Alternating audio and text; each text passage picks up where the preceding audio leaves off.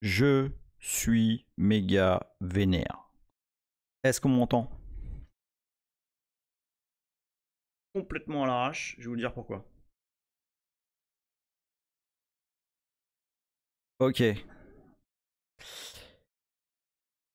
Je viens de galérer, juste là. Les 10 dernières minutes, j'avais plus de son. OBS voyait plus de son. Et j'ai galéré, Dieu merci, John Livingstone était là, il m'a posé plein de questions. Est-ce que t'as fait ça? Est-ce que ça c'est bon? Est-ce que ça c'est pas bon et tout? Ah, après, on va dire, moi j'ai peut-être que c'est, je provoque le truc moi-même, hein, je sais pas. Hein. Mais j'ai 2 emmerdes dans la vie avec mes machines Linux. 2. La première c'est systemd. 90% des emmerdes que j'ai c'est systemd.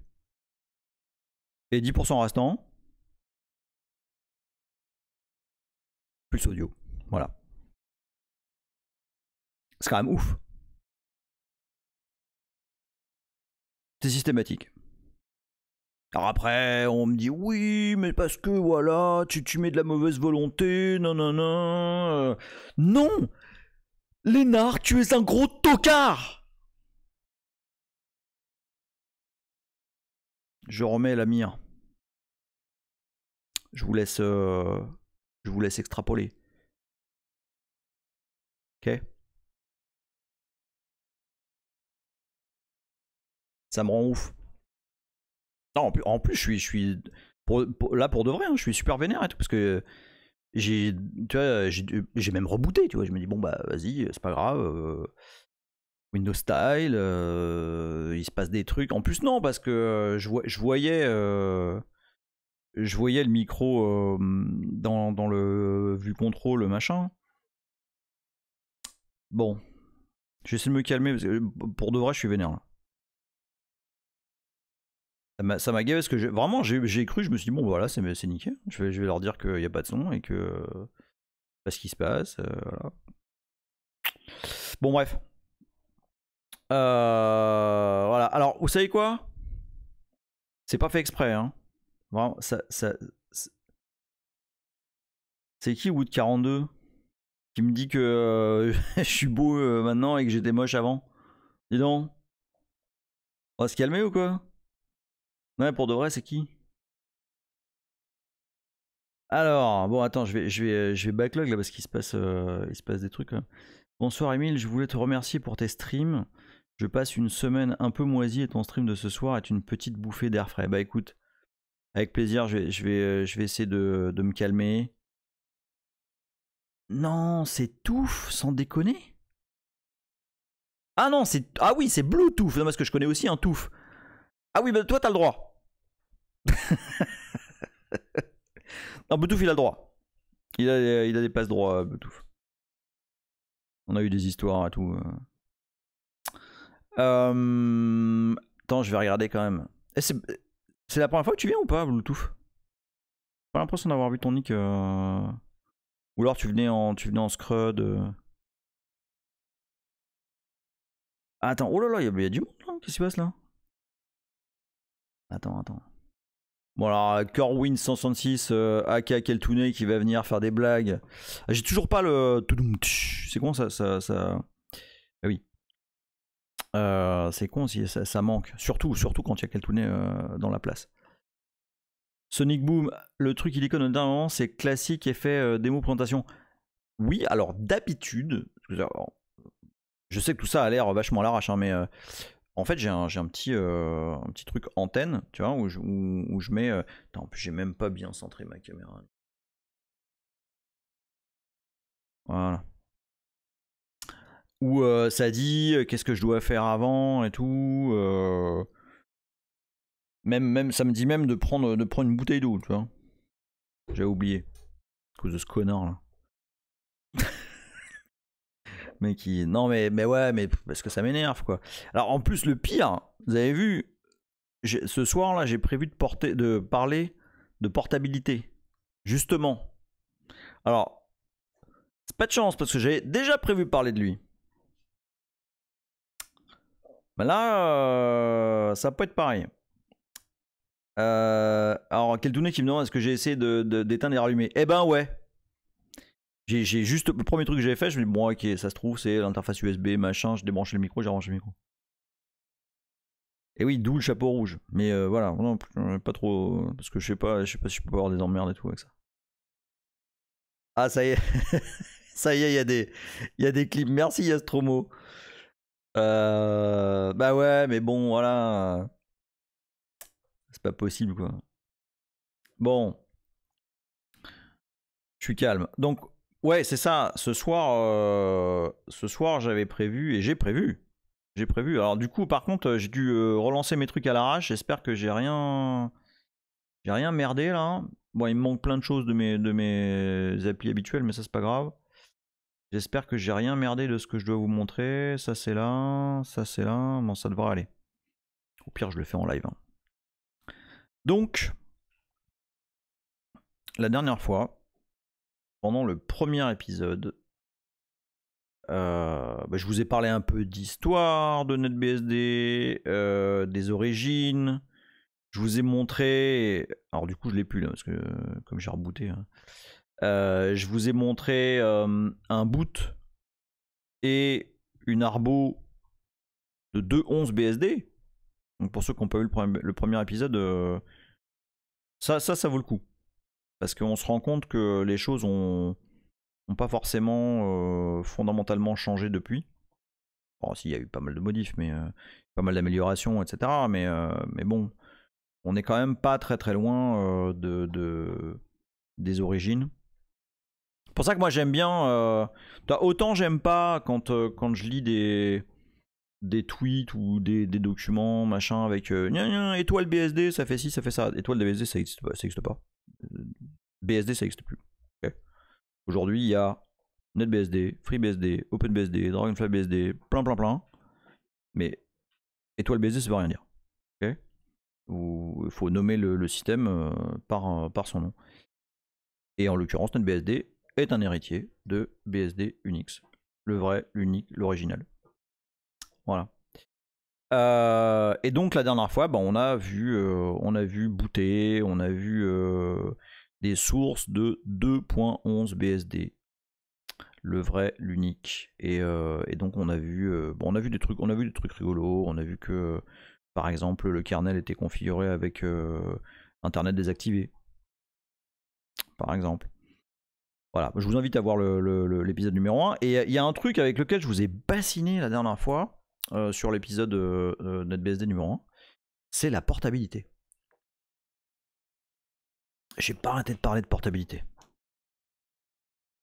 Parce que c'est l'élément numéro 1, c'est l'élément divergent, mais pas, enfin sans tension. Hein. C'est l'élément divergent entre les deux grandes factions de BSD Unix libre issues de 4.4 BSD. Je ressens parce que je suis un peu, j'ai un peu des tocs et quand les trucs sont pas centrés, ça m'énerve. Les deux grandes factions BSD Unix libre qui ont forqué finalement de Berkeley, etc. C'est d'un côté FreeBSD, NetBSD en premier, quelques mois avant FreeBSD en second. Et en fait, la grande différence, c'est pas moi qui le dis, hein, d'ailleurs, toi, Keltounet, toi, t'étais déjà là, toi, t'as 8000 ans, toi, tu sais déjà tout ça. Tu peux corriger si je dis bêtises. Les fondateurs du projet NetBSD, mais après, forcément, je suis totalement biaisé puisque je suis moins développeur NetBSD, donc forcément, j'ai une seule partie de l'histoire. Mais les fondateurs du projet NetBSD, ça balance. Moi, ici là,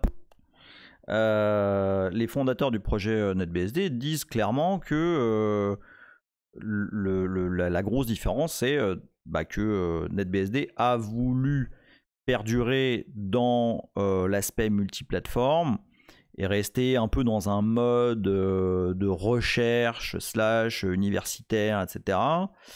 Et de garder cette notion de code propre. Ça, c'est un truc, c'est quelque chose qui va revenir encore dans ces séries-là.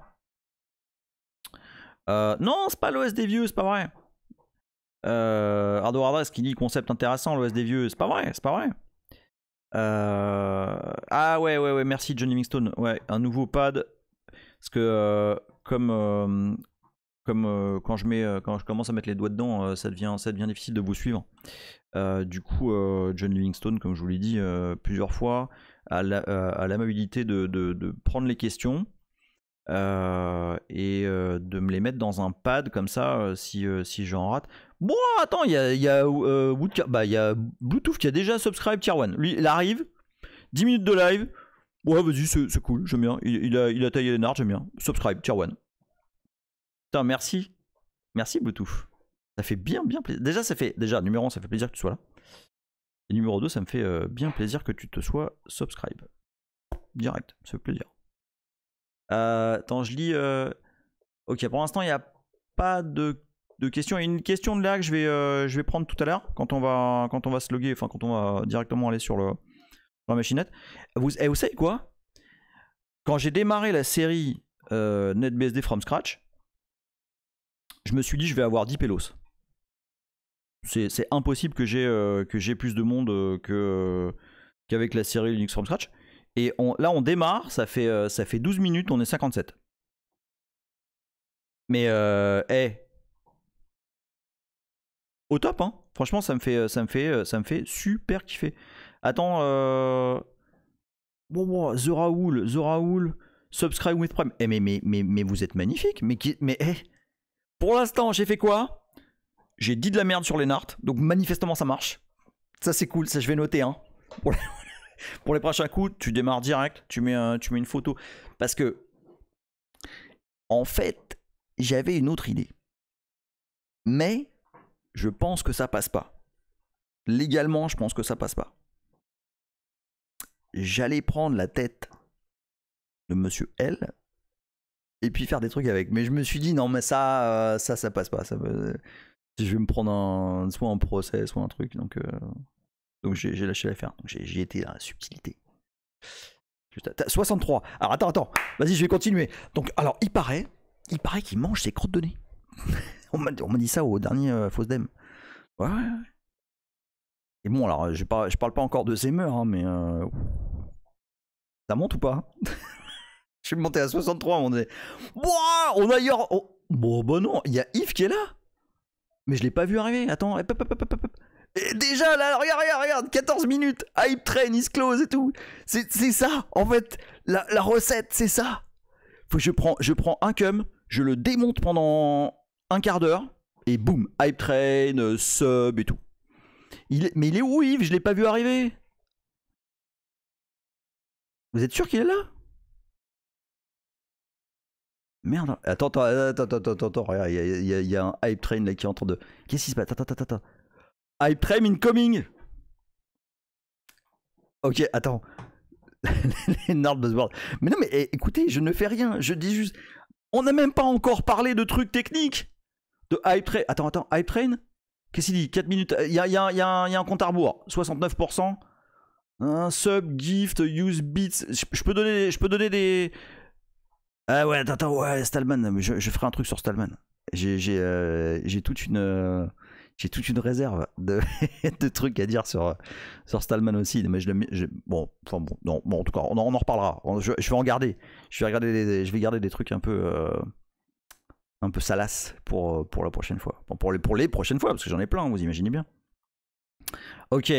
Voilà, McCall qui met un gem de 50 là. Ça y est. 69% du level 1 du train. Faut raconter des trucs sur mais bah alors attends, des trucs sur alors attends. Ok. 2 minutes. On va rien voir de NetBSD ce soir, hein, je vous le dis, barré comme ça. Alors attendez. Non mais si, vous barrez pas, on va voir, attendez. Attends, parce que les trucs sur Théo. J'avais préparé, en fait, la dernière fois. Donc ça c'est notre ami, hein, mais là on voit pas. Voilà, ça c'est juste avant qu'il s'apprête à ouvrir son éditeur de texte. VS Code, hein, il code sous. Lui, il utilise VS Code, ce gars-là. Attends, voilà. Théo. Bah, mais du coup, voilà, comme j'ai rebooté, il n'y a plus rien qui marche là, voilà.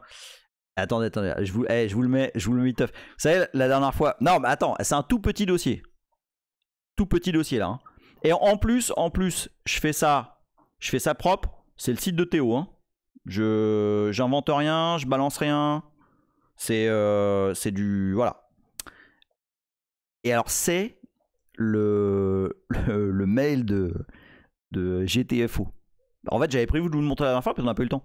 C'est où je vous ai dit, voilà, Théo, c'est un des 4 fondateurs de NetBSD et tout.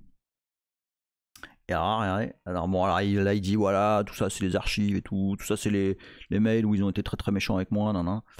Et alors là, c'est le mail de un des 4 fondateurs, donc Chris Demetriou, qui dit. Ah, c'est. On est loin. Hein. Théo, durant la dernière année, machin, on a reçu un nombre considérable de plaintes sur le fait que tu as été une énorme merde avec les, avec les développeurs de NetBSD. Et là franchement, je vous dis, hein, le projet NetBSD, ils sont vraiment très cool. Ils sont très très cool. Attends, qu'est-ce qui se passe ? Attends, il y a quel truc qui se... Emile, tu sais comment s'appelle le fait de sortir les dossiers sur Théo ? La théologie. Oh merde. Ah ça y est, c'est parti.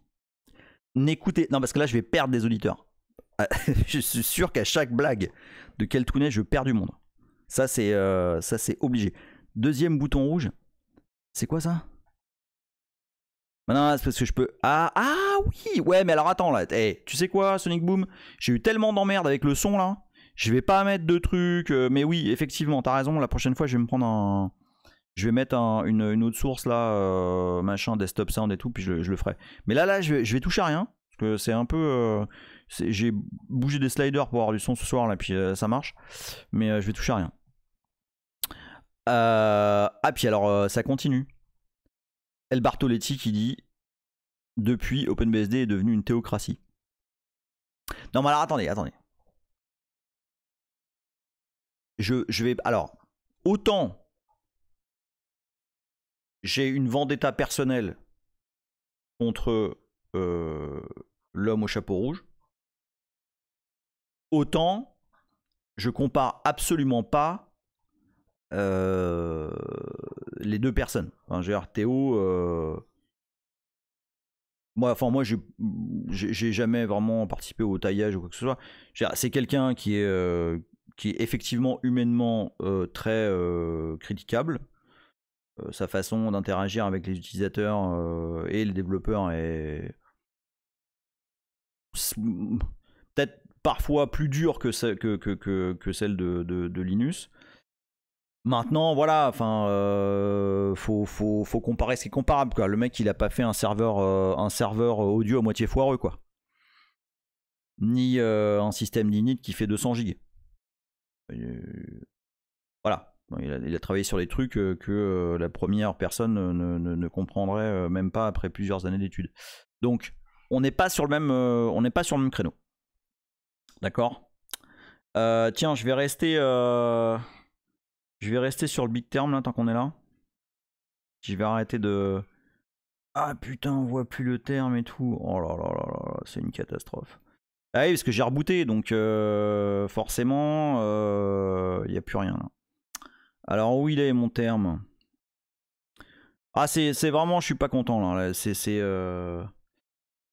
attends, où est-ce qu'il est? Terminal, c'est toi? Non, c'est pas toi, ça c'est mon terminal à moi. Donc, c'est pas ça. Est-ce que c'est ce terminal là? Oui, c'est ce terminal là. Cool. Donc j'espère que j'avais pas des trucs ultra secrets dans le premier terminal. Faudra que je regarde ça au montage. Qu'est-ce que j'ai... Bah non, de toute façon, je venais de rebooter, donc au pire, vous avez mes derniers mails. Bon. Ok, on voit. Alors, ouais, par contre, il est pas du tout centré le terme là. Je suis désolé, hein, c'est un peu cafouillis là, parce que, bah, comme je disais, j'ai eu des soucis avec le son avant d'arriver, et du coup, non, c'est celui-là le terminal. Est-ce que... Ouais, non, c'est pas beau ça. Attends, on va faire comme ça, je vais le redescendre comme ça, ouais. Putain, ça m'a tout pété mon centrage et tout. Je suis dégoûté là. Vraiment, je suis dégoûté là. Bon, on va laisser comme ça là. Vous voyez bien le terminal ou pas? Non, tiens, je vais l'agrandir un peu. Voilà. Putain, ouais, c'est comme ça, c'est bien. Ouais, c'est bon. Ok. Bon, voilà. Donc pour ceux qui débarquent, hein, je suis désolé, c'est un peu le foutoir parce que j'ai eu des problèmes de son, machin, il n'y avait plus de micro, là. Bon, j'ai démarré un peu à l'arrache. Mais c'est bon là, ça devrait aller. Bon. Ça fait 22 minutes que je raconte n'importe quoi. Ah ouais, la taille, elle est ok sur le big term. Tiens, je vais faire un gros sudo PSAUX. Tac. Vous avez vu ça? Ça, c'est un PSAUX d'un NetBSD. Ça change, hein. C'est bon, vous voyez assez bien parce que des fois, on m'avait dit des fois elle était trop petite la fonte. Et oui, la taille compte, toujours. Et ça passe très bien en 4K, cool. J'ai pas encore passé le pas là de streamer en 1080p, mais c'est parce que je me dis putain, faire du 1080p pour un terme et parfois ma tronche, je sais pas. Bon, vous me direz si c'est pas possible. C'est pas possible, ce PS, tu caches les choses. Non, stream pas en 1080, ok. Ça va hein, en 720 franchement. Non mais il y a des gens, non mais attends, mais pour de vrai, hein, j'ai reçu des screenshots, enfin même des photos. Il y a des gens qui me regardent, alors ça me tue. Il y a des gens qui me regardent sur leur télé, mais genre en mode télé de psycho, et c'est bizarre. Je vois mon terme et tout sur une grosse télé, et puis moi, et tout, c'est bizarre. J'aime bien, hein. Non mais j'aime bien, hein, c'est super, hein, continue. Hein. Juice, si tu m'entends, je parle de toi. Donc voilà, ça fait plaisir. Donc, la dernière fois, premier épisode. Non, je pense pas que je sois une star. mais vraiment. Quoi? Il lit même pas le chat. Si, bien sûr que je lis, que tu racontes. Si, je vois, non, 1080p c'est bien et tout. Ouais, peut-être. Faut voir. Moi, c'est toujours pareil, hein. Si j'ai de la demande, je le fais. Hein. Bon, jusqu'à une certaine limite, hein, on se comprend. La dernière fois, j'ai raté au-dessus. Vas-y, qu'est-ce que j'ai dit?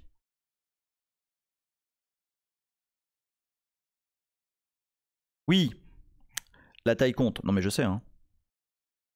Je sais bien. La taille compte, toujours. Non, toujours pas. Non, c'est pas grave. Bah, repeste, hein, parce qu'il va falloir que j'avance à un moment donné. Tiens, on est 66. J'aime bien ce chiffre. Execute Order 66. Je vous disais que la portabilité. Donc, Eltouné me dit il faut rester en bon terme avec OBS. Oui, ah bah oui. Toujours. La portabilité, c'est l'élément. Enfin, c'est un élément différenciant et c'est quand même le gros élément différenciant qui a fait que ces deux projets ont évolué différemment. Ce qui n'empêche pas qu'il y a eu, et il y a encore aujourd'hui, de nombreux échanges, hein, on l'a vu la dernière fois, mais les modèles sont différents. Et qu'est-ce que je veux dire finalement par portabilité? Qu'est-ce que ça veut dire portabilité? Portabilité, ça prend plusieurs formes. Par exemple, un soft, un programme que vous écrivez, vous avez deux possibilités. Vous pouvez faire ah putain je suis dégoûté. Le mec il va jamais finir. C'est la merde, hein. Mes lives je le sais. J'avais prévu un truc.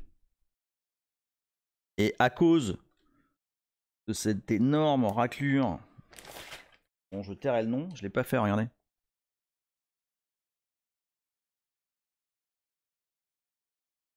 Eh, bah ouais, parce que Halloween et tout.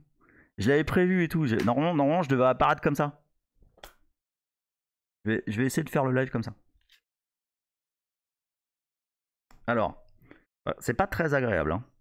Je vous le dis. C'est un peu décousu. On m'entend toujours bien ou pas? Par contre, je me respire dessus, c'est pas terrible. Cassade des 1000. Ok, attends. C'est bon ou pas? Non, ouais, vous entendez bien? Ok. Attends, je vais essayer. Hein. Mais par contre, je me vois pas. Fais voir. Attends, ça donne quoi? Je me mets en full cam juste pour voir. Ah ouais, c'est pas vous quand même. Eh mais attends, ça se trouve, je vais avoir des ennuis. Ah non, parce que c'est une marque déposée, Jason le mort-vivant là. C'est Jason lui? Ouais, c'est Jason. Donc ça se trouve, moi je sais pas quoi faire avec, je sais pas quoi faire avec Twitch là. Ouais, je me respire dessus. Ouais, je sais. Alors ok, je reviens. Là, il y a plein de gens qui ont vu le truc. Mais putain, c'est quoi? Ils ont joiné le canal pour voir, mais en fait, on parle de système d'exploitation. On parle de système d'exploitation Unix en plus. Donc, si vous pensiez que ça allait être une soirée Halloween, c'est mort. Alors, c'est ça. En fait, quand on développe un soft, peu importe le soft, on a plusieurs options. Okay, on peut faire la feignasse intergalactique et se dire moi je m'en fous, je fais un soft pour un OS, une archi, limite une version de l'OS, parce que bah déjà premièrement parce que je suis pas très bon, parce que je comprends pas de moi tous ces trucs là, les if et tout, moi c'est compliqué. Et alors, donc, lorsqu'on choisit de développer un soft et qu'on se restreint à une archi, un OS, son propre portable, et que quand tout fonctionne sur son propre portable, bah, c'est que ça marche, on se met quand même en danger parce que bah, finalement, les tests sur le soft en question, bah, ils sont quand même assez limités. Tandis que lorsque on décide de programmer comme des grandes personnes et bah, de tester son soft, de le programmer et de le tester, de le compiler, de le faire fonctionner sur plusieurs systèmes d'exploitation, et ben tout de suite, ça donne plusieurs points de vue. Et puis potentiellement, ça permet d'améliorer son code. Parce que, ah bah tiens, ouais, c'est vrai que cette fonction, elle est mieux. C'est vrai que ça va plus vite. Ah bah tiens, ce truc-là, il n'est pas du tout portable sous ce système d'exploitation. Donc ça serait peut-être mieux d'utiliser telle fonction ou une autre, etc. La portabilité, c'est du boulot. Tiens, attends, je vais juste regarder s'il y a des questions là. Non, ça va. La portabilité, ouais, c'est du boulot supplémentaire.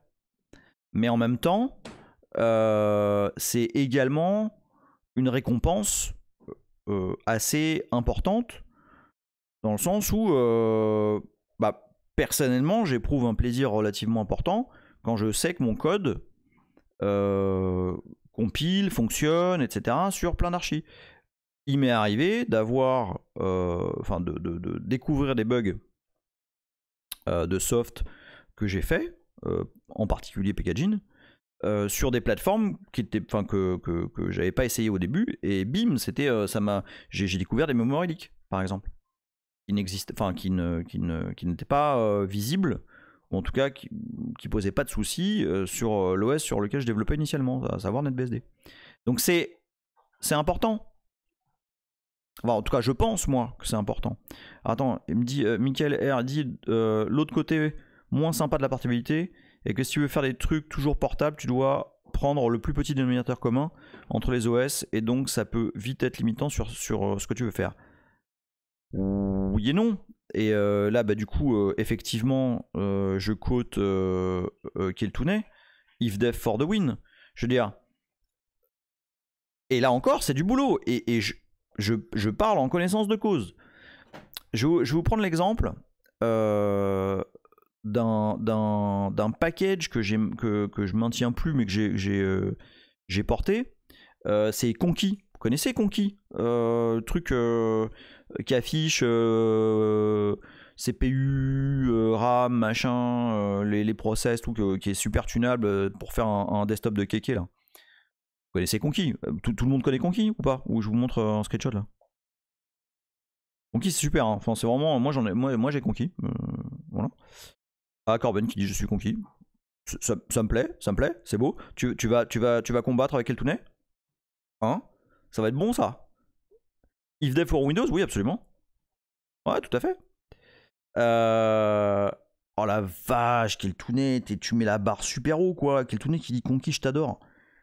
C'est chaud, c'est chaud. Alors, en plus là j'ai rien bu, hein. Donc vous me prenez. Ah ouais. Donc bref. Manitou qui dit les Romains ont conquis la Gaule. Ah ouais, ça y est. Ça y est. Le syndrome Keltounet est en train de se propager.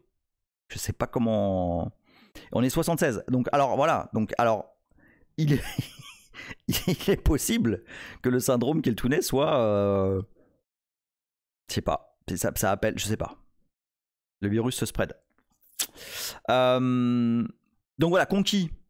Justement pour répondre à Michael, c'est Michael hein, qui dit ça, que ouais le fait enfin la portabilité ça fait que tu choisis le PPDM, enfin le plus petit dominateur commun lorsque tu développes.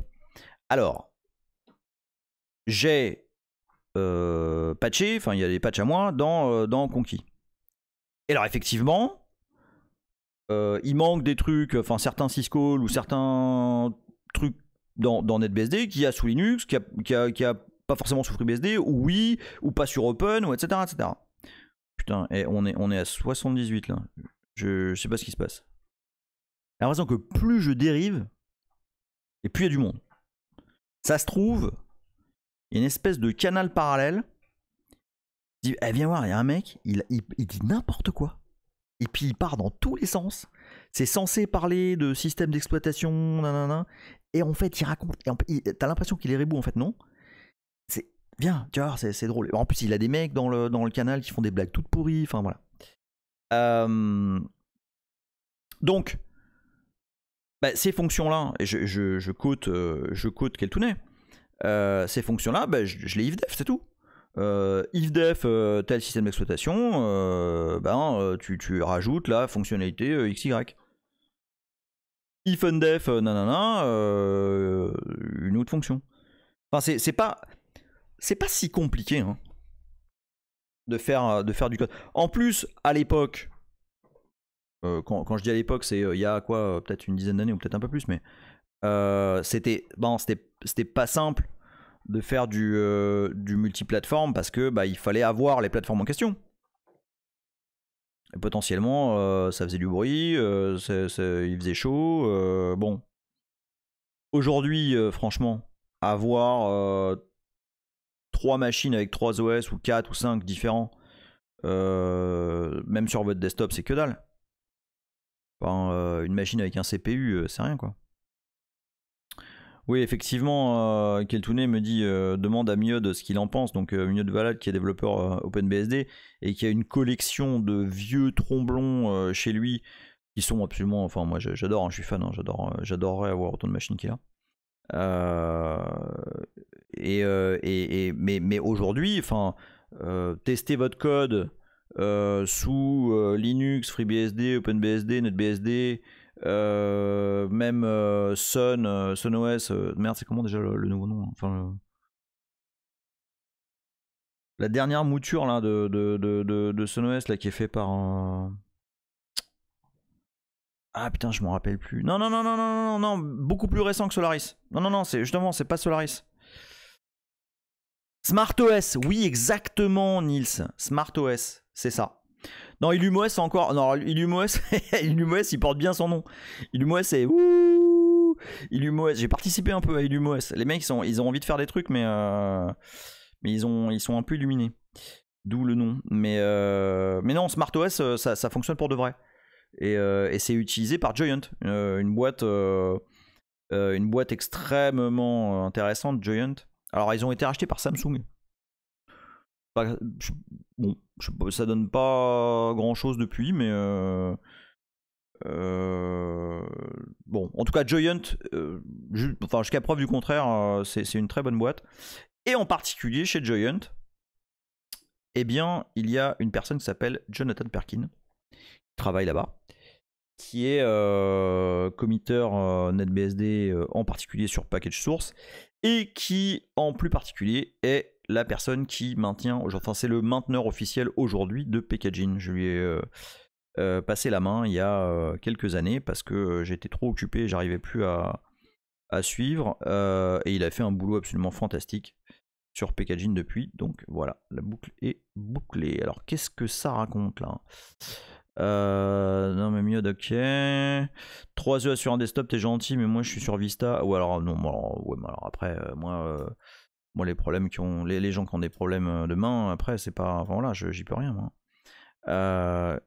Est-ce qu'il y a encore des contributions à Redback Ericsson sur NetBSD? Probablement.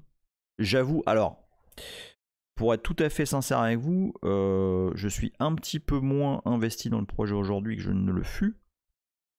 Même si je suis toujours et j'essaie de participer dans la mesure de mes moyens et de mon temps. Mais c'est vrai que ça fait assez longtemps que j'ai pas vu de contrib de ce genre. Voilà. Je regarde un petit peu les questions là. Alors, Cook 4X, ifdev pour les fonctionnalités ou bien pour les implémentations particulières d'une fonctionnalité qui devrait être présente partout? Les deux, mon capitaine. C'est-à-dire que ifdev, si ça fait appel, par exemple, à une fonction qui n'existe pas. Exemple typique, si... Bon, on est parti pour tailler de toute façon ce soir, hein, donc on y va. Si je suis un énorme tocard et qu'au lieu d'utiliser l'interface sysctl, je fais un open de /proc/ je sais pas quoi, et que je read dedans, voilà, comme un... Voilà. ifdef, nana. Et puis... ifdev, je suis sur un autre système, et ben je vais utiliser plutôt sysctl ou un truc un peu plus évolué. Et puis l'autre possibilité, donc fonctionnalité, donc c'est ce que je viens de dire, et fonctionnalité qui devrait être présente partout. Alors ça, effectivement, on va le voir, on va en parler un petit peu là de ça, des fonctionnalités qui devraient être présentes et qui n'y sont pas. Et justement, il y a tout ce qu'il faut dans NetBSD pour ça. Michael, en parlant de NetBSD, c'est qui quoi le gros ou célèbre utilisateur de système?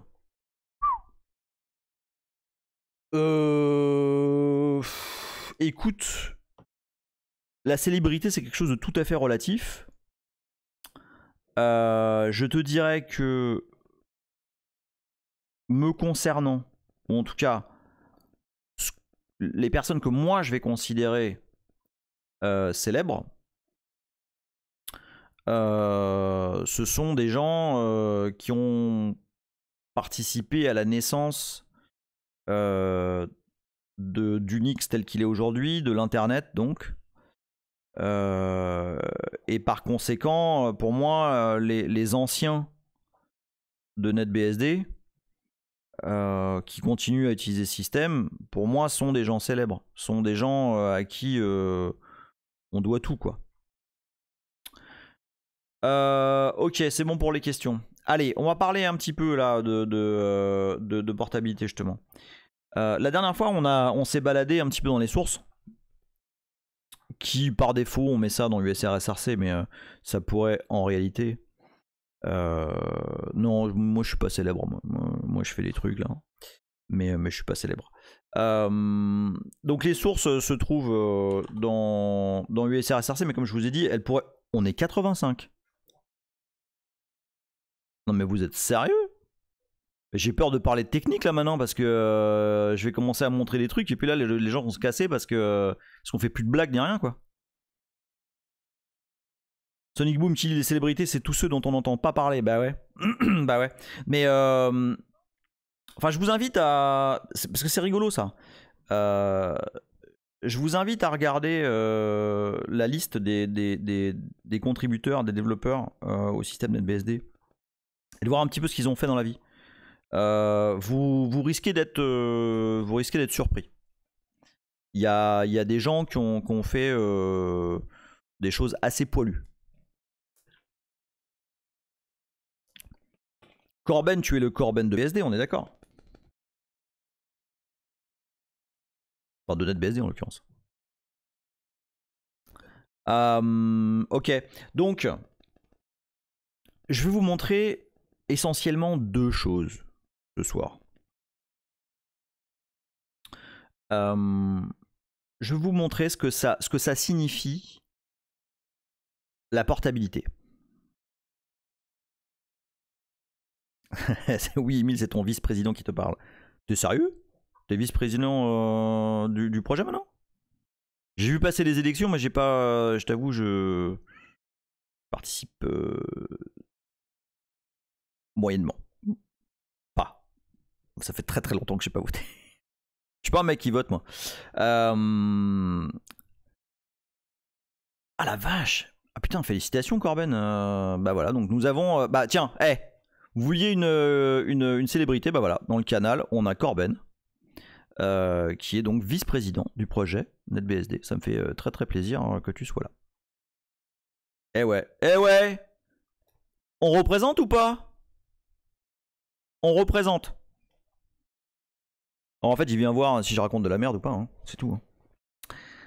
Alors, ouais, c'est ça. Je vais vous montrer un petit peu ce que ça veut dire la portabilité. Bon, déjà, putain, j'avais pris des notes. Je n'ai rien suivi de ce que j'avais prévu de vous dire. Rien.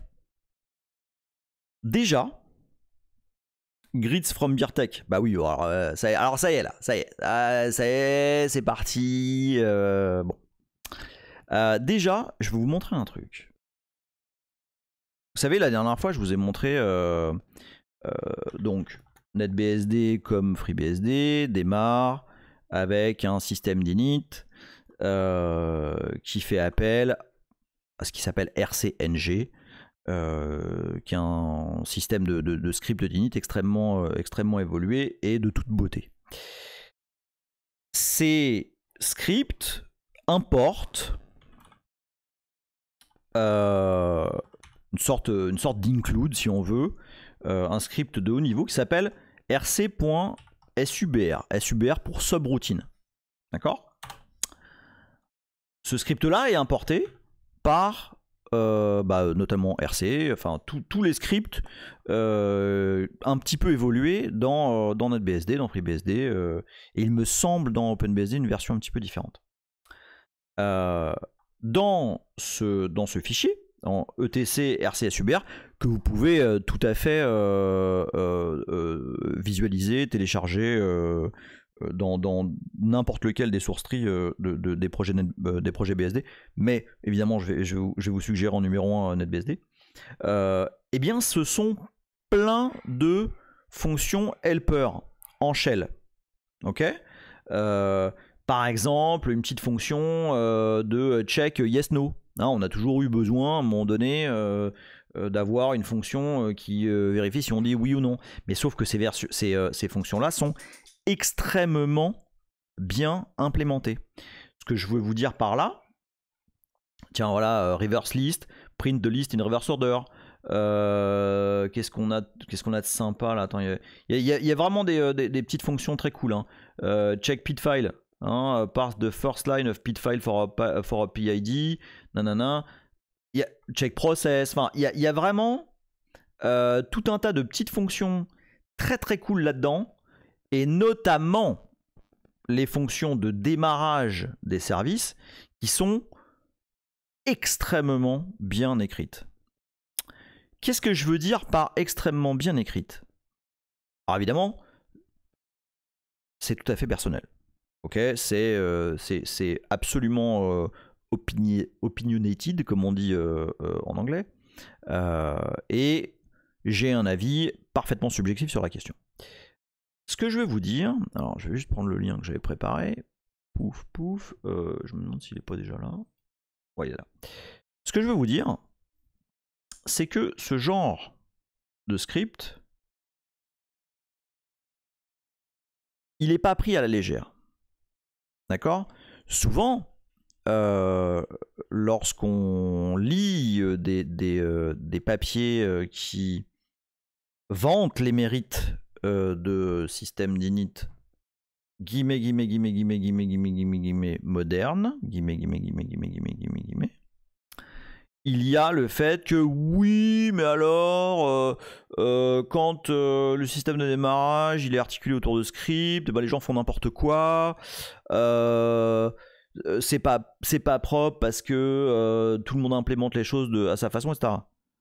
Alors, oui, quand on a un comment je peux dire ça politiquement correct, quand on a un système de validation, disons, communautaire un petit peu chaotique, alors c'est comme ça, ouais, on accepte un peu tout et n'importe quoi, et puis rien n'est pareil.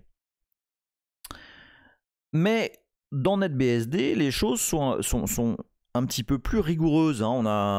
Je vous ai parlé de la rigueur du projet, etc. Je vous montre par exemple un problem report qui est celui-ci, qui date de 2018. Hein. J'ai juste cherché RC SUBR POSIX. Et en fait, voilà, on a par exemple des gens qui proposent des améliorations sur RC SUBR pour le rendre plus proche et compatible avec POSIX. Parce que c'est un poisson d'avril, mais non, c'est pas un poisson d'avril que tu racontes. Oh merde, c'est un poisson d'avril. Ah, t'es sérieux? Bon, pourtant, ça avait l'air pas mal, non? Et pourquoi c'est un poisson d'avril?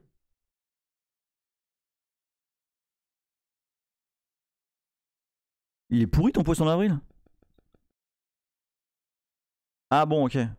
Bah non, mais tu m'as fait peur, j'ai vraiment cru, parce que le pire, c'est que effectivement, il a été soumis un 1er avril, donc je me dis, ouais, bah ça se trouve, ouais, je me suis fait baiser là. Non, mais bon, mais quelle idée à la con aussi de soumettre un PR un 1er avril. Moi, je ferais pas ça, moi. Un mec qui m'envoie un patch un 1er avril, elle est bonne.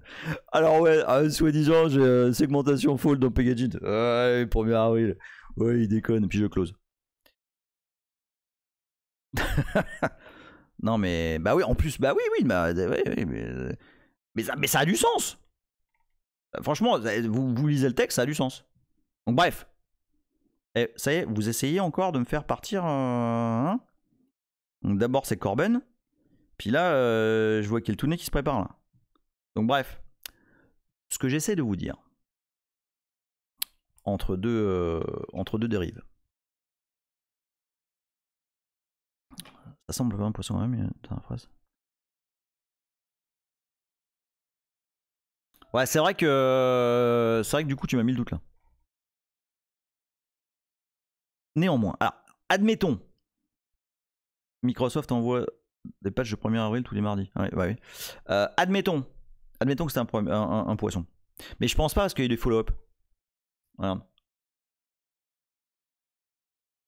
Ou alors ils sont tous mis d'accord pour agrémenter le poisson d'avril. Mais non, je pense qu'il y a vraiment... je pense que c'est vrai. Et si c'est un poisson d'avril, ils se sont tous fait baiser. Hein. Non, je pense que c'est vraiment... c'est un vrai PR. Hein. En tout cas. Pouette qui dit, mais il y a pourtant dans les projets open source, il y en a un qui est censé faire la police dans les PR. Oui, alors police, on reçoit des PR, et puis ouais, ils sont ventilés quoi. Potentiellement. Hein. Mais ouais, est-ce qu'on peut parler de police? Je sais pas. Ah bah merci, ouais, Corben qui me dit looks legit. Après, ouais, effectivement, c'est vrai que c'est vrai qu'on aurait pu se poser la question. Et j'ai pas regardé la date. J'aurais peut-être pas mis sinon. Mais bon, à la fin, c'est vrai. Mais ce que je veux vous dire, c'est que ça a de l'importance. Ça veut dire quoi, POSIX? C'est Portable Operating System, machin, de type Unix. Et ce qu'on essaye de faire, dans le code, alors en particulier de NetBSD et les autres BSDistes qui sont sur le canal, je suis pas en train de dire que c'est cracra chez vous et tout, c'est pas du tout ça. Je suis en train de dire que il y a un effort particulier chez NetBSD à faire en sorte que les choses fonctionnent sur plein de plateformes différentes. Et alors là, c'est bien joli, les grands mots et tout, etc. Et ouais, super, alors soi-disant, vous faites des trucs multiplateformes. En fait, je vais vous montrer quelque chose. On a, alors par exemple, sous FreeBSD, lorsqu'on veut recompiler tout le système, on utilise make. Tout à fait, je vais en reparler. C'est tout à fait bien et tout. Et en réalité, l'intégralité des mécanismes de construction des systèmes BSD à ma connaissance utilisent tous make. On va y revenir là-dessus. NetBSD utilise make. Et toute une infrastructure autour de, enfin, agrémentée de makefile, d'include, etc., etc. Pour enrober tout ça, on va en reparler hein, plus précisément des makefiles et tout là. Mais pour enrober tout ça, on a un script à la racine des sources qui s'appelle build.sh. Et build.sh, comme son nom l'indique, ça sert à builder le système. Et tu peux builder le système sur plein d'architectures différentes. Comme ça, brut de fonderie. Et sur combien d'architectures tu peux le monter? Eh ben sur tout ça. Ah merde, je suis toujours sur Firefox. Attends, je clear, juste parce que sinon l'effet de surprise est tout pourri. Hop, donc là c'est mon terme. Il ne s'est rien passé. Ouais, je sais. Non mais à chaque fois je la fais celle-là. Donc, build.sh qui est un script. Donc je rappelle, hein, je suis dans USR-SRC. Donc build.sh qui est un script shell. Ok, qui est un script shell de toute beauté. Okay, avec plein de choses et tout. Non. Build.sh est très beau. Hein.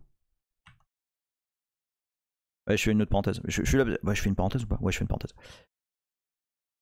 Ceux d'entre vous qui veulent améliorer leurs skills en shell, jetez un œil au fichier. En premier, jetez un œil à etc rc subr. Vraiment. Vous allez probablement apprendre des choses. Attends, il y a de touristes qui me dit de mon point de vue, son plus gros défaut, ce n'est pas la tentative qui est faite de vouloir traiter tous les cas possibles et imaginables depuis un seul programme purement via de la conf. Ah, vous parlez de CMD encore là? Attends, parce que j'ai vu passer des questions là. Qu'est-ce qui s'est passé là? Attends. Alors, c'est vrai que le gros défaut de systemd, c'est sa portabilité. Par contre, il apporte un certain nombre de features intéressantes.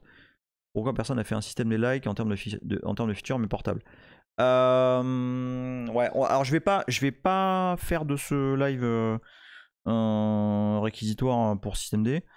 Il y a certes des choses intéressantes dedans, mais c'est devenu une merde quoi. Enfin, moi à chaque fois hein, qu'on me casse les couilles avec systemd, je te réponds de suite Fabstock. À chaque fois qu'on me casse les couilles avec systemd, je leur demande un truc. Dites-moi en une ligne, en une phrase, comment vous changez votre DNS, comment vous changez votre résolveur. Première personne qui m'explique ça en moins d'une phrase et où c'est compréhensible, je dis bravo. Fabstock, j'ai pas de SRC dans mon USR NetBSD, c'est normal, il faut le fetch. En fait, par défaut, par défaut, on fournit pas les sources. Enfin, genre les utilisateurs veulent l'utiliser quoi. Voilà, il faut le cloner. Donc il y a un GitHub. Hein, Arstory, tu changes pas le DNS avec systemd. Oui, bah non, justement, c'est pas. Non. Je vous garantis que c'est pas une réponse simple. Je l'ai fait, hein, mais c'est un bordel. Donc ouais, il y a par exemple un GitHub. Il y a plein de méthodes hein, pour récupérer les sources de NetBSD. Historiquement, NetBSD fonctionne sous CVS, mais on a tout ce qu'il faut sous GitHub aussi pour récupérer les sources et tout. D'ailleurs, moi je les récupère via GitHub. Et donc, très. Je vais te répondre, Pouet, tu vas voir. Très simplement, git clone, le repo, enfin non pas le repo mais le compte GitHub c'est NetBSD, très sobrement, et il y a un repo src et un repo package source, on va en parler juste après. Ouais, alors donc Pouet qui demande est-ce que ça marche avec Linux build.sh. Bon alors tu me spoil un peu, mais en fait j'avais prévu ici, hop. D'ailleurs ici je l'ai fetché via Git. Hein. Build.sh sous Linux, mesdames, messieurs. Eh oui. Qu'est-ce que ça fait build.sh? Alors build.sh comme son nom l'indique, ça build. Ça build le système. Et quand je dis que ça build le système, rappelez-vous, épisode numéro 1, mais je vais rappeler quand même. Un système BSD, comme Net, comme Free, comme Open, c'est pas, comme Linux, c'est pas juste un kernel. Ok? C'est un système d'exploitation global, au sens distribution BSD de l'époque. Donc, lorsqu'on construit un système, eh ben on le construit intégralement. Et build.sh par exemple permet de générer une release. Donc littéralement les targz qui comprennent les binaires qui forment le système d'exploitation complet. Donc ça veut dire quoi? Ça veut dire, je remonte ce que j'ai montré la dernière fois, hein, mais par exemple on va construire ce qu'il y a dans SBean. Donc il y a tout ça, il y a les mounts, il y a GPT, il y a fconfig, il y a init, il y a voilà. Ok, on va construire ce qu'il y a dans bin, ls, ln, kill, etc., etc. On va construire ce qu'il y a dans usrs bin, etc., etc. Ce qu'il faut comprendre, c'est que lorsqu'on build un système NetBSD, on build pas juste un kernel, on peut juste builder le kernel, hein, c'est parfaitement possible. Hein. On build tout le système. Ah ouais, je suis plus sous ZSH maintenant. Je suis revenu à Bash, enfin j'en ai parlé la dernière fois là.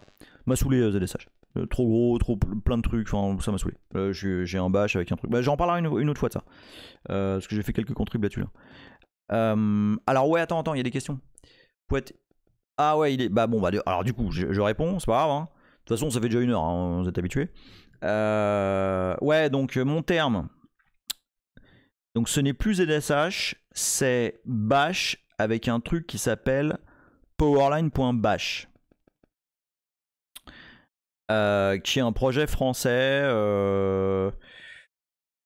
auquel j'ai participé un peu là il y a récemment, justement pour amener la compatibilité avec NetBSD. Et puis bon, ça n'a pas vraiment été intégré pour l'instant. Bon, on en reparlera une fois. Donc ça c'est pour le shell et enfin pour les petites invites et tout machin. Et les icônes dans le LS, ça fait kikou ou pas les icônes dans le LS, hein, ça claque hein. C'est un truc qui s'appelle LSD en fait. Alias ls, LSD. Et LSD en fait ça met les petites icônes. Faut juste avoir une fonte qui supporte ça. Donc moi j'ai c'est quoi déjà? C'est Ubuntu Mono Nerd Font. Un Nerd Font c'est une fonte où il y a tout dedans, plein d'icônes, plein de trucs. Alors c'est certainement assez lourd. Mais je trouve ça joli. Donc j'accepte que ce soit. J'ai pas un putain de i5, je sais pas quoi là, pour avoir des trucs en noir et blanc, ok. Tu as aussi l'alias. Alors, évidemment qu'elle tournait. Tu as aussi l'alias BS égale BSD. Il me le faut, il faut que je le fasse. Ok. Alors, Kitter Sosé, effectivement, Arch a repris un peu cette philosophie. Alors, tiens, c'est bien ce que tu dis, parce que ça me permet de parler d'un truc. Ouais, je vais en parler maintenant, c'est pas grave. J'ai dit que tout était contrôlé par des makefiles. Ok. En fait, build.sh, c'est un wrapper. Donc ça gère plein de choses, etc. Mais in fine, ça appelle des makes. Je sais pas, je vais en trouver un. Il faut. Non, attends. Make.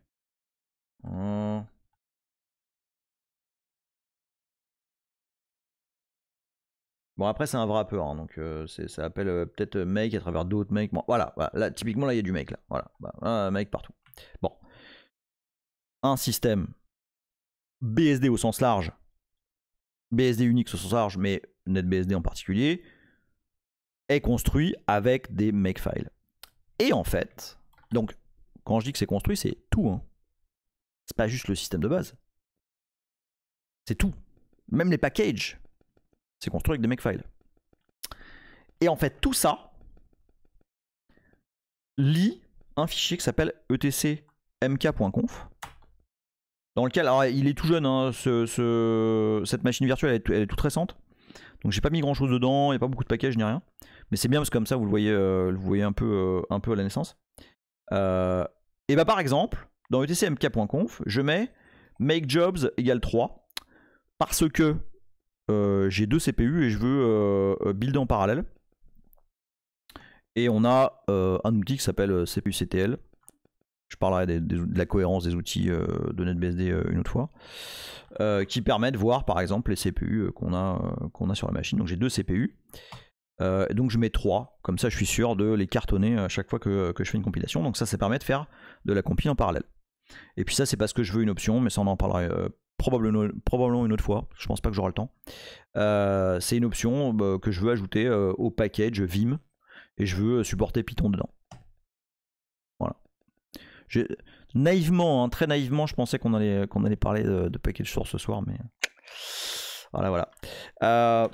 Donc, build.sh, c'est ça que ça fait. Ça wrap, en fait. Ça permet de builder le système, ça permet de builder aussi le kernel. On est 87. C'est n'importe quoi. C'est incroyable. NetBSD a jamais eu autant d'audience, je vous le dis. Non, c'est pas vrai. Non, c'est pas vrai. Attention, c'est pas vrai. Corben, c'est pas vrai. C'était une blague. Me virez pas, hein. Donc, forcément, comme on peut s'y attendre, build.sh, ça fonctionne sous NetBSD, machin. Et le premier truc qu'on doit faire avec, c'est construire les outils. Les outils qu'on va utiliser pour construire le système. Et ces outils, alors je l'ai fait avant parce que ça prend quand même un petit moment. Enfin là sur une machine rapide moderne ça prend allez une quinzaine de minutes quoi.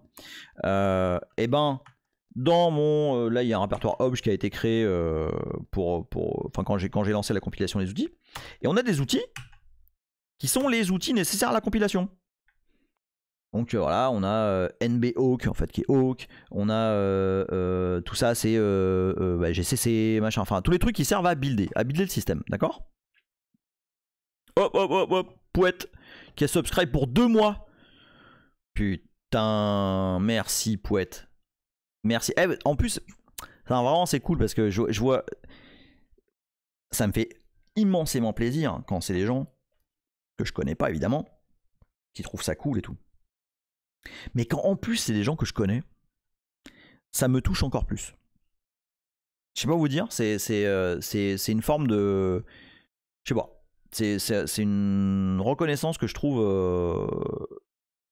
qui me touche quoi. Ça me fait vraiment très très plaisir. Merci beaucoup Poète, merci beaucoup. Donc ce que je suis en train de dire, c'est que l'étape préalable à la construction du système, bah, c'est de builder les tools. Donc assez simplement, hein, tu fais build.sh. Non, tiens, attends, je le vais là. Voilà, tu fais build.sh tools. Voilà. Bah, je vais le lancer, je vais pas le laisser tourner, hein, c'est juste pour vous montrer. En fait, quand on lance build.sh tools, hop, c'est parti, hop, on va générer tous les tools, hop, c'est parti, blablabla, etc. Et on vérifie qu'on a bien tous les outils nécessaires à construire le système. Et là, vous me dites, c'est pas un peu con, non? Parce que bah, du coup, les outils ils sont dans le système. Oui. Mais ceci nous assure une cohérence si on veut utiliser ce système de build ailleurs. Maintenant, si Corben, j'ai besoin de sudo pour build.sh parce que je suis dans USR-SRC et je suis user là. Si je lance build.sh comme ça, tools, il va m'envoyer chier, il va me dire dégage Clodo, tu es user. Donc je sais, je peux utiliser -u, mais là je suis dans USR-SRC. Oui, c'est vrai que ce serait plus élégant, alors Corben a raison, ce serait plus élégant d'avoir SRC dans votre home. Alors, tu vois, moi, CHO de -r de USR-SRC, moi je trouve ça moyennement élégant. Vraiment. Je préférerais dans ce cas-là avoir SRC dans ma home, quoi. Dans sous répertoire de ma home. Donc, mais laissez-moi aller au bout là. Non mais t'as raison. Ce serait effectivement plus élégant de ne pas faire ça en route et d'avoir USR. Le pire c'est que je l'avais fait au début en fait. Tu sais pourquoi j'ai fait ça? Alors attends, du coup j'ai perdu au vice-président là. Tu sais pourquoi j'ai fait ça? Parce qu'en fait dans les docs officiels, c'est ça qu'ils font. Et ils te disent ouais, au fait si tu veux faire du build user, tu peux utiliser -u. Mais pour caler avec la voix du parti, je me suis dit bon allez je vais faire ça comme eux et tout. Là. Bon bref, ça, là je suis sous NetBSD. Aucun truc particulier, je suis sur le bon système, je rebuild tous les zooms. Et là ce qui est chouette, c'est que je peux faire la même chose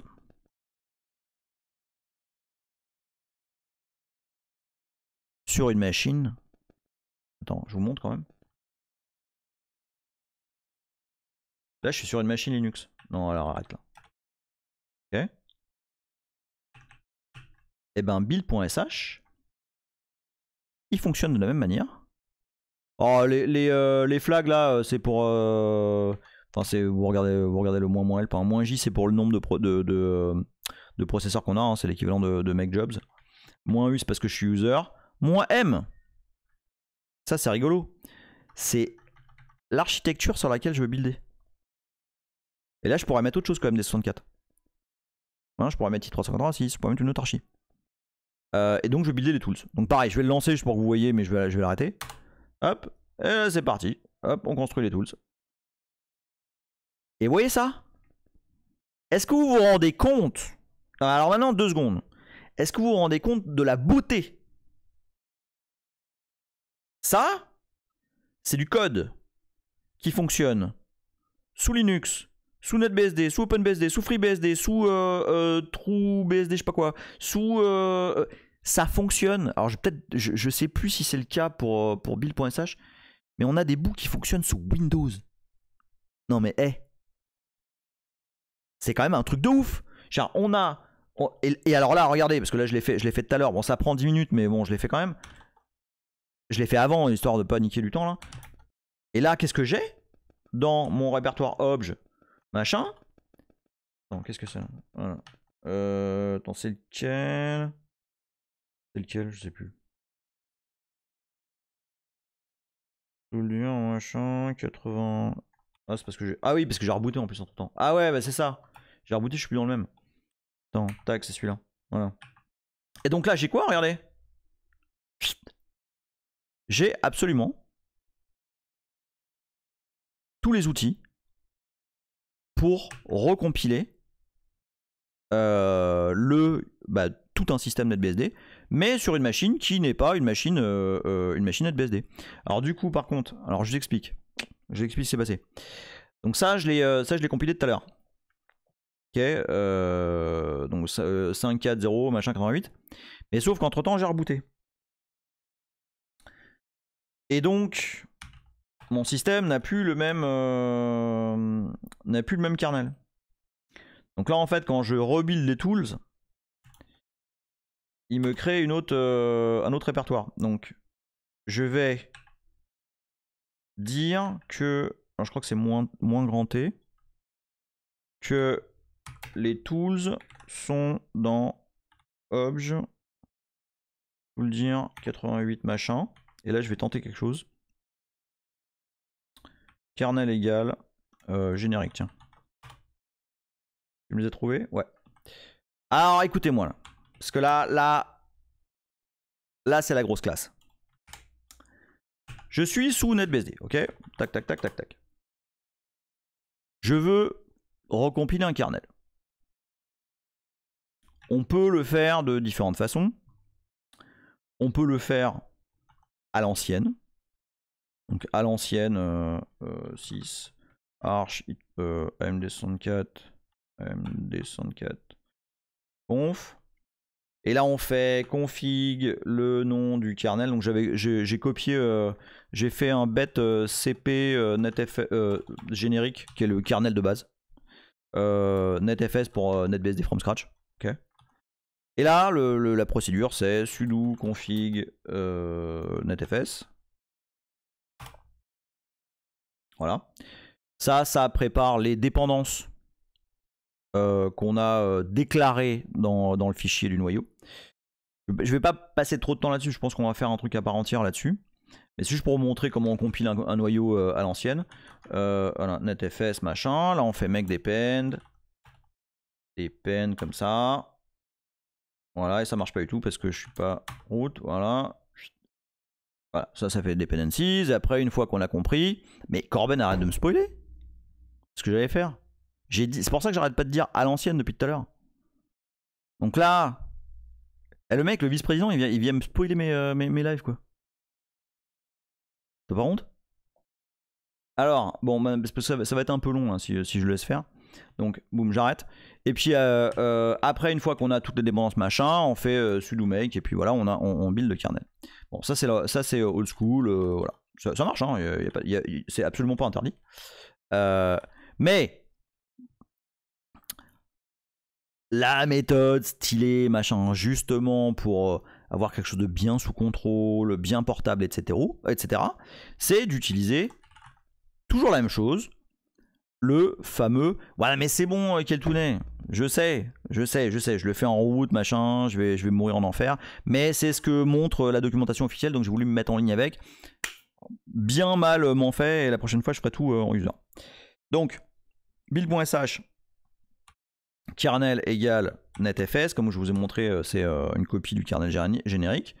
Et là, bim, c'est parti, on compile ça, propre, tout bien, avec le fichier de build.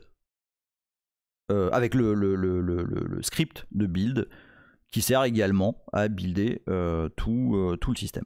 Ok. Donc ça, bon, c'est chouette, mais c'est pas très rigolo parce que là on le fait sous NetBSD. Mais qu'est-ce qu'est la classe? C'est quoi la classe? La classe, c'est de compiler un kernel NetBSD sur un autre système, mais en utilisant exactement les mêmes outils. En l'occurrence, build.sh. Et hop, c'est y part. Et ça utilise, absolument poète, ça utilise make en sous-main. En fait, plus précisément, tu vois les tools qu'on a compilés tout à l'heure dans obj machin, tu vois, il y a tout là-dedans.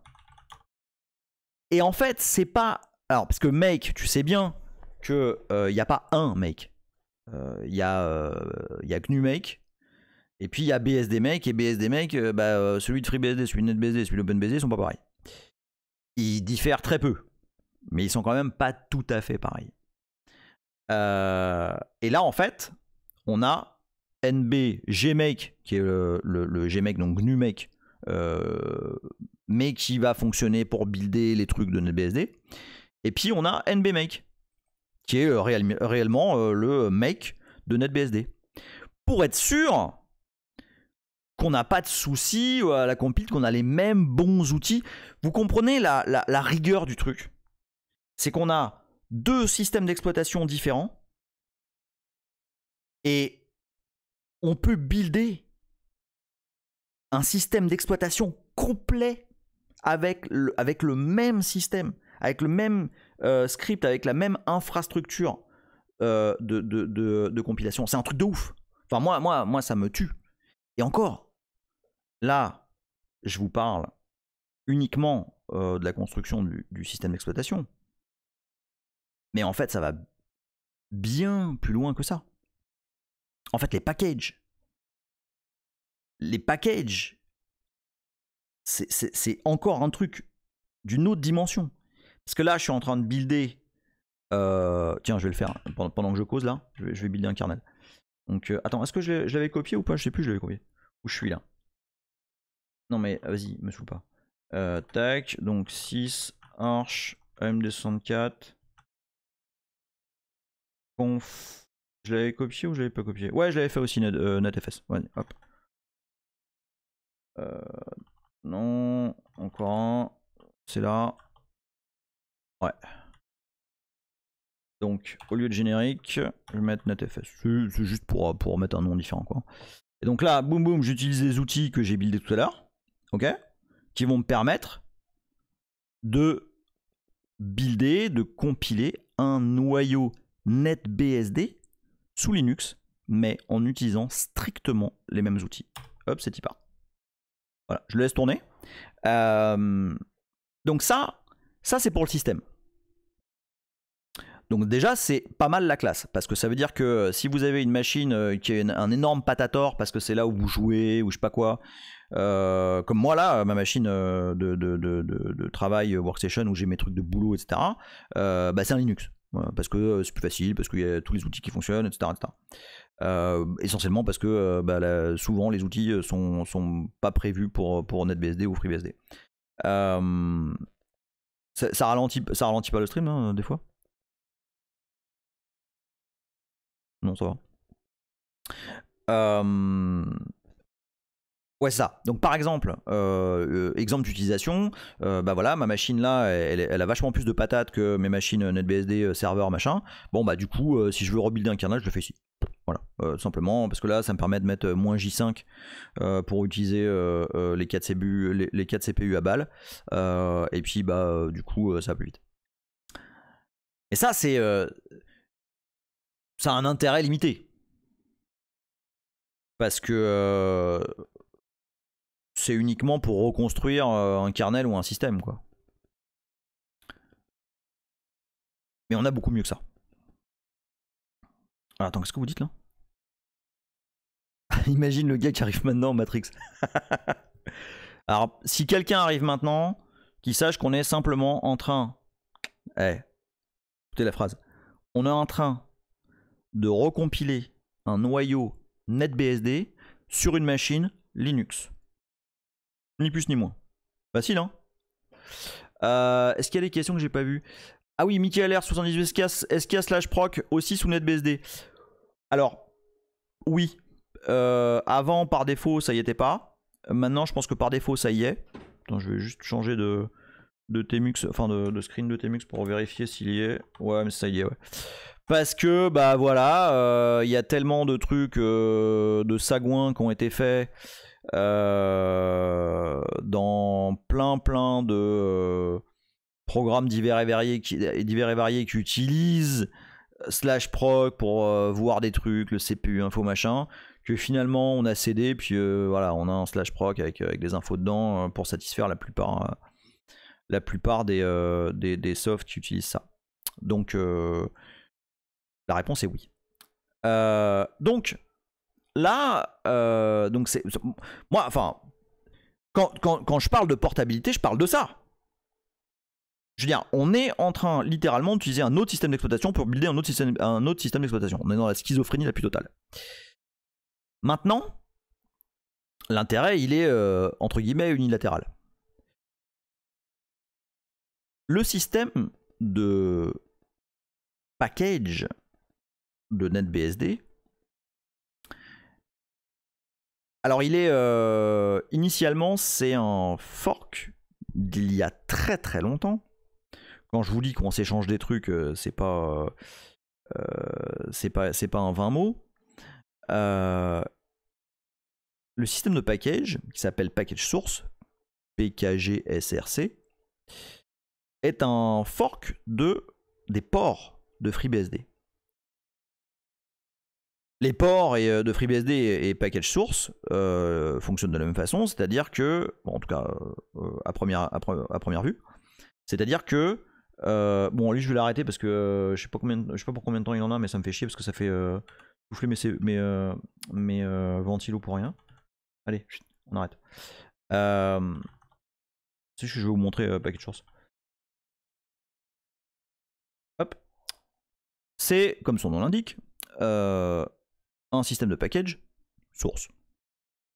Il y a évidemment une façon plus facile d'installer des packages avec un gestionnaire de paquets binaires dont on parlera peut-être à un moment donné.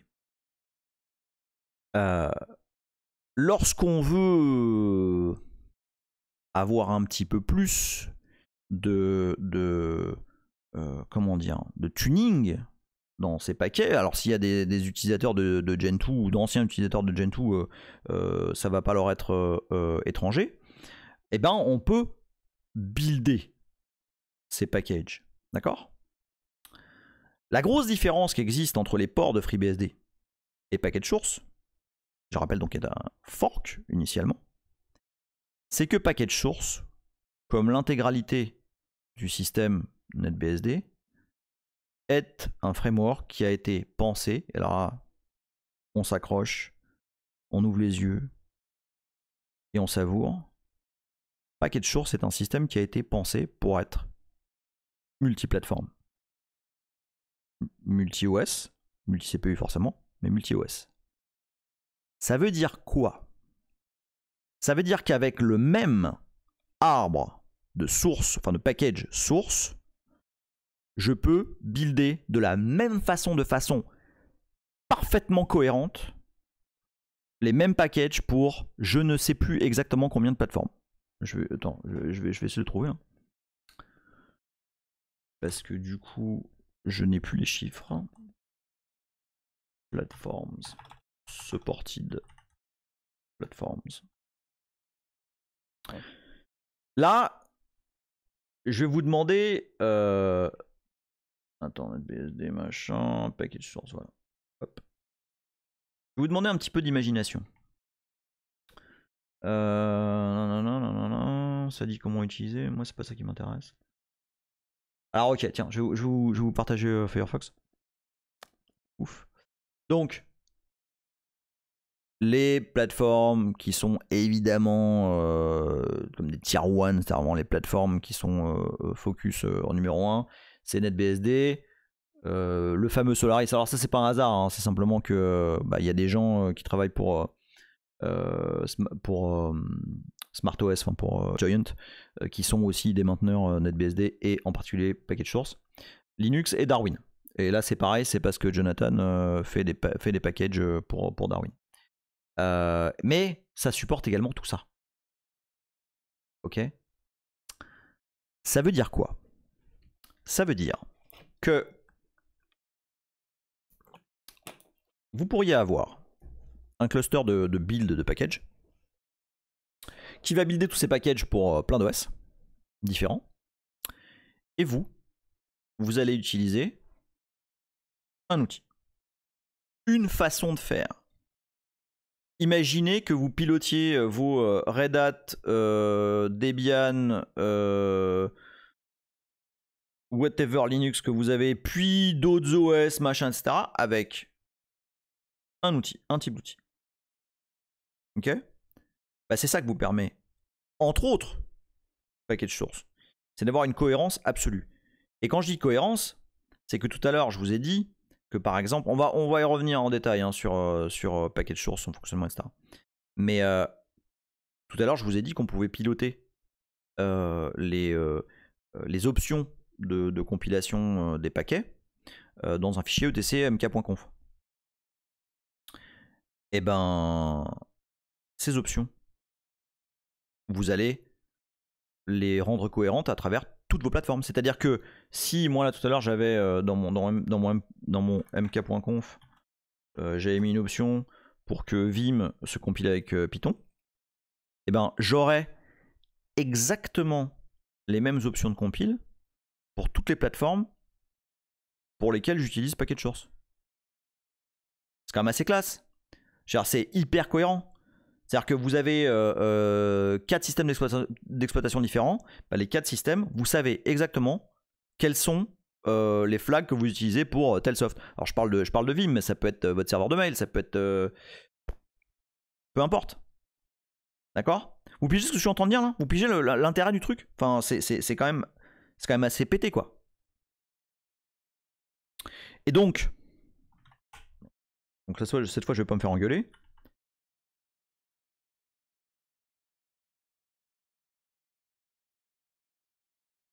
Sous Linux. Merde.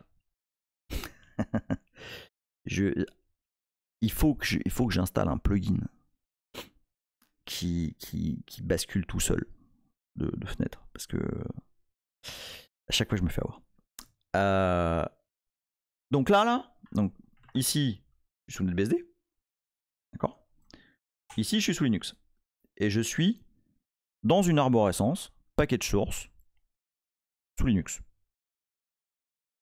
Et donc là, pour répondre à Pouet tout à l'heure qui disait est-ce qu'on utilise make et tout machin, le même sous Linux, bah, en l'occurrence, j'ai un truc qui s'appelle bmake, qui est la version de NetBSD de make, qui a été installée, et qui me permet, donc par exemple, je vais aller dans Package Tools, vous allez voir, je vais faire strictement la même chose, donc Package Tools, et tiens, il y a un petit soft qui s'appelle pkgfind, qui permet de trouver un package dans l'arbo, voilà, et qui n'a pas de dépendance ni rien, donc ça va être facile à installer. Je me mets... Eh monsieur AZ, t'arrives un peu à la fin, mais c'est pas grave. Celui-là il va être... Ah la vache, putain, j'espère que ça va bien enregistrer sous Twitch, parce que j'ai oublié de cliquer sur Start Recording. Avec l'histoire de micro, etc. Là. Encore la faute à Lennart. Donc là, je suis sur NetBSD. Hop. Voilà. Et je vais builder cet outil là, pkgfind. D'accord? Alors ça se fait de cette façon là. Voilà, mec installe. Sudo parce que là je suis dans USR pkgsrc qui appartient à root. Hop. Voilà, ça fait ça quand ça installe un outil, ça fait ça. Voilà, boum boum, ça compile le truc et puis voilà, ça l'installe. D'accord? Si je fais maintenant pkginfo, pipegrep, pkgfind, bah il est là. D'accord? Rien de très très compliqué. Et là maintenant, sous Linux. Donc, merde. Je suis dans package source. Et je vais compiler le même paquet.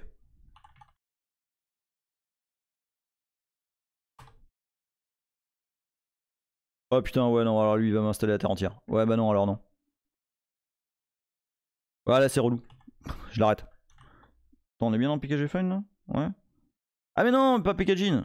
Oh le... j'ai pas fait exprès, Je vous jure, j'ai pas fait exprès. Non, pkgfind, ok. Hop. Voilà, pkgfind. Donc là, je compile. Non, je prends lui parce qu'il a très peu de dépendance. Moi, il en a pas en fait. Hop, voilà. Ça build. Bon, ça fait 2-3 trucs. Hein. Voilà. Et voilà. Bmake installe. Et voilà. On a installé pkgfind. Donc par défaut, il le met là dans la home pkg et puis une arbo. Voilà, mais donc j'ai déjà quelques trucs d'installer. Et là-dedans, on a pkgfind qui est là. et qui est un exécutable qui a été compilé pour Linux, machin. Il n'y a pas de débat. Hein. C'est pas un truc NetBSD. Okay. Ici, pkg find, usr, pkg bin, pkg find, c'est un truc pour NetBSD, puis ici c'est un truc pour Linux, etc. Alors il y a quelqu'un qui m'a posé une question tout à l'heure qui était intéressante. C'est quoi l'intérêt concret? Alors je vais te donner, il y en a plein, hein, mais je vais te donner par exemple mon avis professionnel. Si je devais gérer un parc de machines pour une utilisation d'appli, tu vois, un truc sous contrôle. Je parle pas d'hébergeur parce que c'est complètement autre chose. T'es soumis aux caprices débiles des clients qui vont installer des trucs les plus cons les uns que les autres. Donc je parle vraiment imagine-toi une société qui a une ferme de machines un peu partout, machines virtuelles, peu importe, et qui veut avoir plusieurs systèmes d'exploitation pour diversifier les surfaces d'attaque. Par exemple, pas avoir que du Linux, pas avoir que du NetBSD, pas avoir que du FreeBSD, etc.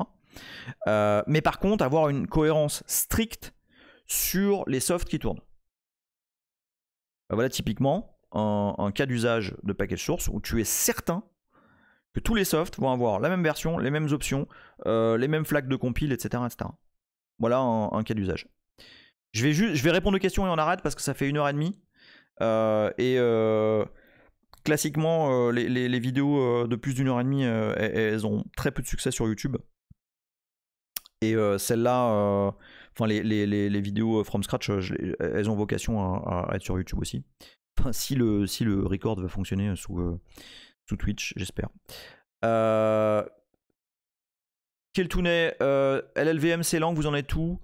Alors, il y a 2 gars, je pense que Corben va pouvoir mieux répondre que moi, mais il y a un travail de fond qui est mené par 2 gars, je pense qu'on paye en plus. Et je crois que ça a pas mal avancé, mais j'ai pas trop de... Moi, j'utilise Clang sous NetBSD, mais via les packages. Voilà, tu vois... En plus, c'est bien parce que du coup, j'ai une version récente. Voilà.